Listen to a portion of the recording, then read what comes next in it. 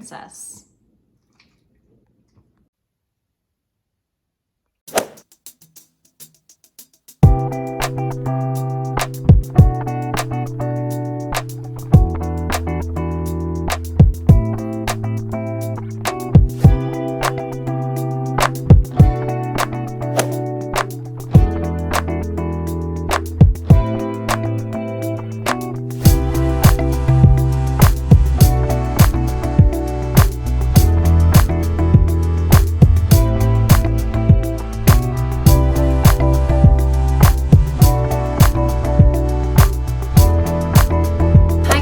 It's been a long time since I've just sat and talked to you guys on the camera, and I just finished teaching some ballet classes, and I'm going to be driving into town to teach, or into the city to teach. So I thought I would hang out with you guys and chit chat, and I guess welcome you to the vlog. If you haven't subscribed already, go do that. I post videos every single Tuesday, Thursday, and now Sunday. But I also asked on my Instagram stories for you guys to ask me any dance related questions, so I'm going to be answering them in this portion of the video. And if you're not following me on Instagram, my Instagram is JASSOME and TikTok is JASSSOME. This weekend I was super sick. I actually got my 4th dose of the COVID vaccine and it like blew me out.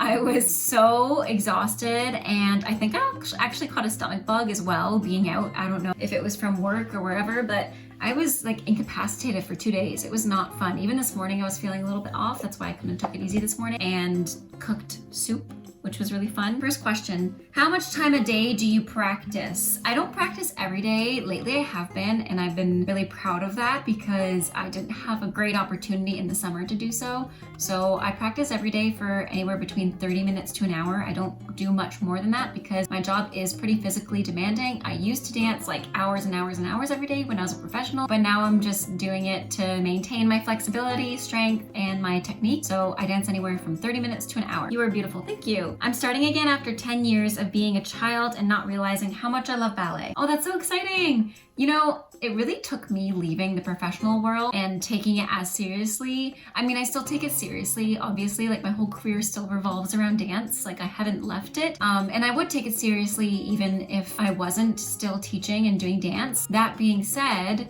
I think it really took a step away from the professional world for me to really appreciate dance, and also having a full-time non-dance job that took away from my dancing really made me appreciate teaching and my dance more this summer. Hello, in my country there isn't any ballet academy. There are only some, which is in the capital city. I really love ballet. I'm 15 and every year I regret of where I'm born because I can't learn ballet here. Can you help me? I don't really know what to do. Absolutely, there's so many different resources online. You can take online dance classes. I'm sure like Skillshare is a great opportunity. I'm not sponsored by them. I would love to be, but not sponsored by them. I know they do a lot of classes. I even teach at Flex Space Studios, which does mobility and strength and flexibility classes. There's dance classes with Catherine Morgan, who uses Punch Pass, I believe. There's so many different options online now, and all you need, as you guys see in my videos, is a little bit of space in your living room, bathroom, bedroom, wherever you're gonna dance. It's a solid wood floor, even the kitchen. I did that when it was quarantine. I would dance in the kitchen. So there's so many different resources online, so I'll link some down below. Do you know if I will be able to dance on point faster because I'm already danced 10 years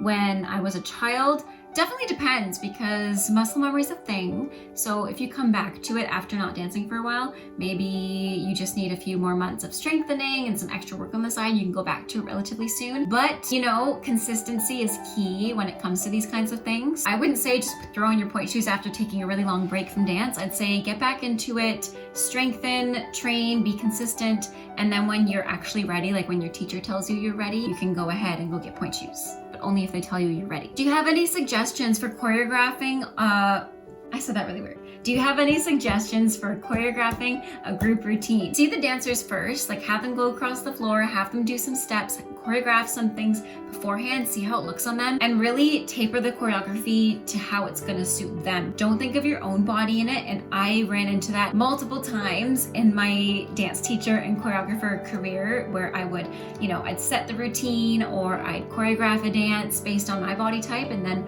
I would look at a dancer who was a completely different dancer than me, and their strengths and their weaknesses are completely different than mine, and I'd be like, wait, that doesn't work because they're really good at this thing I'm not showcasing enough. Be patient with yourself, because choreographing choreographing doesn't come as easy as you think. It really doesn't, and it takes a lot of trials and failures. Do you think someday I can dance on pointe? I'm 20 and just started dancing. Definitely, it's never too late. I even just recently put one of my students on pointe that's actually 20 years old, so it's not too late. What age did you start? Is 12 too old? Not at all. Have you been here lately? In seriousness, it's not too old at all. You're still so young. Have you ever dreamt about being a student in the Royal Ballet of England? I used to, and that's what motivated me to go to Canada's National Ballet School in Toronto. Do you have a warm-up or cool-down routine for ballet class? Absolutely, I have it on my YouTube channel, which I will link down here and in the cards up here as well. Are you ever going to make mini ballet lessons on YouTube for ballet? I've thought about it, guys, and it's just getting to it. It's just hunkering down and actually doing it, renting out the studio space and okaying it with everybody, and also finding music is a big thing. I've been trying to set music for ballet class, and the only free music that's not gonna get me copywritten, it doesn't work. It's not 5, 6, 7, 8, 1, 2, 3, you know, it's not 4/4 timing, and it just doesn't work. So music has been my biggest struggle in trying to find a ballet class to film. So comment down below if you guys have any tips for me, because I would love any suggestions. I have a really small demi-plie and affects most of my skills in ballet. Have you got any tips and exercises? I do actually. When it comes to plie, I have a whole technique tips playlist, and I believe that's one of the dedicated videos already. So I'll also link that to you in the stories as well, but also down here. Tip number 1, strengthening your turnout muscles, strengthening your pelvic floor to stabilize your hips, strengthening your ankles so that you can get deeper, stretching your calves, but also strengthening your quads so you can sit deeper in the plie without hurting your knees. Any advice for ballet teachers just starting out? If I could give any advice to myself when I was younger and just starting out as a dance teacher, it would be to not beat yourself up if the class doesn't go perfect. Just listen and learn. Really reflect on each class as you try it. And you know, with ballet teaching, it takes experience, but it also takes understanding that not everybody is in the same mindset as you. And I think this goes for all teachers and educators, that you almost have to have an out-of-body experience to understand the other person, if that makes any sense. Kind of similar to choreographers. You know, when you're formatting a class, format it to be very, I don't want to say strict, but I want to say strict. You know, make sure you're crossing all your T's, dotting all your I's in your ballet technique, and you're not favoring one thing. You know, if you were to do a ballet class and you're like, well, I really want to work on my turns. No, same thing. Listen to the students when they're dancing and watch them. React to that and see, well, they were kind of struggling in this aspect. Let's dive deeper so I can help them achieve their goals and get better in that aspect that I saw them struggling in, right? So it's really about watching and reacting to how the class goes, and also being accepting to it not going the way you want it. You know, I'll do full class plans, and then I'll see the students and be like, they really need extra work on this one thing, so I'm just gonna kibosh my original plan, do this. And then I used to go home and be like, oh, I really want to do this with them. I really want to do this because I was really excited to share this. But no, you've got to really be in the moment for it and understand that learning is a huge process that takes time and patience and understanding and communication. So communicate with your students. How did that feel? How did it feel when you did this? And use a lot of imagery too. Imagery helps students immensely, you know? Say like you want to stack your spine, like the bones in your spine, like Jenga, so that doesn't fall over and topple. That's one example that I always use with my students, something like that. Or even headlights on a car. When you're driving, you want to drive straight. You don't want to tip your headlights like this because that's bad news. So imagery is a huge thing that you can use when you're teaching, especially for the younger ones. It's really, really helpful. I even use stickers to actually help them see how to turn out and how to maintain that turnout when they're doing things like jumping and turning. And I have a whole video on how to teach for beginners as well, and I'll link that down below. I started ballet but really don't understand the hand positions. Could you help explain them, please? Not me literally realizing that you probably meant arm positions rather than hand positions, and I go on for a couple minutes just on your thumb and finger positions. So anyways, enjoy this weird ratio. So ask your teacher, first of all, because all dance schools are different, but rule of thumb, speaking of thumb, is you want to imagine you're holding a pen. So you don't want your thumb to be sticking out at the front. You almost want it to be hidden, but then from the side, you also don't want it to be smushed like this, but you're just holding the pen really delicately. I used to actually have my students hold the pen in their hands like this between their middle finger and their thumb. In Balanchine, I think in ABT schools, or SAB rather, they actually tell you to hold the middle finger and the thumb, and my teacher used to have us do that too when I was in ballet school at one point, so that you can think of leading with the fingers, right? So That's the rule of thumb. Literally the rule of thumb. What's your favorite animal? Probably, I love axolotls and cats. I love dogs too. Don't get it twisted, Elsa, if you're watching this. Elsa's my dog, by the way. Other favorite animal?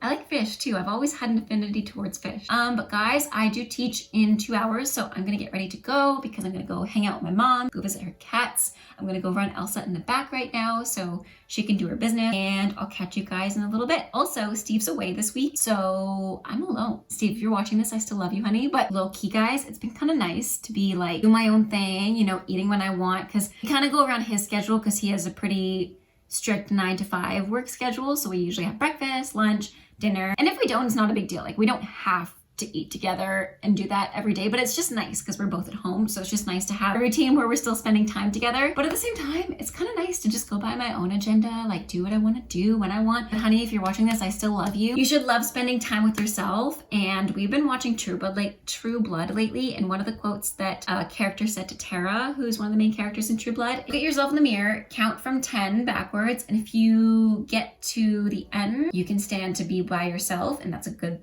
sign, that's a good thing. But if you can't, then you need some more self-love. So anyways, besties, speaking of self-love, I'm gonna go have a snack because I'm a little bit peckish and hungry. I'm gonna take care of myself and have some fuel before I teach, and then catch you guys later. I am going to teach a private in the city. I'm wearing a Lululemon pair of leggings I've had since I was like 13.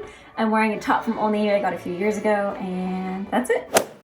Okay guys, so I was supposed to go to my dance class and teach, but it got canceled. So I took Elsa for a little run. I called my mom, and I think I'm just gonna chill and scroll through my phone and do some research for TikTok. Because I'm trying to grow my social media channels, it requires me to know what's happening on the apps and to be in with the now, you know? So I try to stay up to date and do my scrolling, my research scrolling, as I like to call it, for at least like 20 minutes just to get an idea of where everybody's heads are at lately, you know, just stay up to date with you guys. So I'm going to do that and then cook some dinner and watch a show probably tonight. Nothing exciting. Steve took Elsa's leash, and again, I love you, honey, but I can't take the dog on a walk now. So I had to run her a bunch until she got exhausted because she needs to exercise too. I might actually do a flex-based class because they're teaching right now. Although I don't want to go in late. I don't want to be that girl. So maybe I'll do the recording.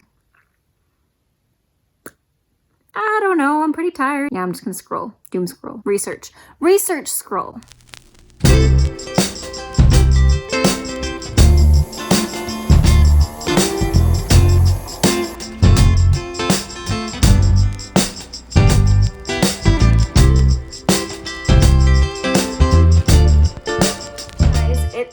The next day, I just chilled last night. I literally did nothing except for doom scroll on TikTok and have dinner and talk to my mom on the phone. What time is it? It's 10:30. So I'm gonna go take Elsa on a WALK because it's gorgeous out. It's like clear skies and 18 degrees, and it's been really cold lately. So I'm just wearing a leotard underneath because I have to go to the studio tonight in the city, and I don't know, dress my leotard today so that I can show a lot more during my classes. And then just over this, I'm wearing my old school uniform sweater, my Halar skirt, and I'm gonna go to the post office because I got some PR today, which I'm really excited to unbox later. So yeah. Also, I just saw that clip and my hair looked whack. So now let's go. Also guys, the Blue Jay really likes me. He literally came up to the window because I've been feeding him every day. He's like, where are my peanuts? He's like looking at me. Please don't fly into the window just because I'm here. I will come to you and give you peanuts, okay?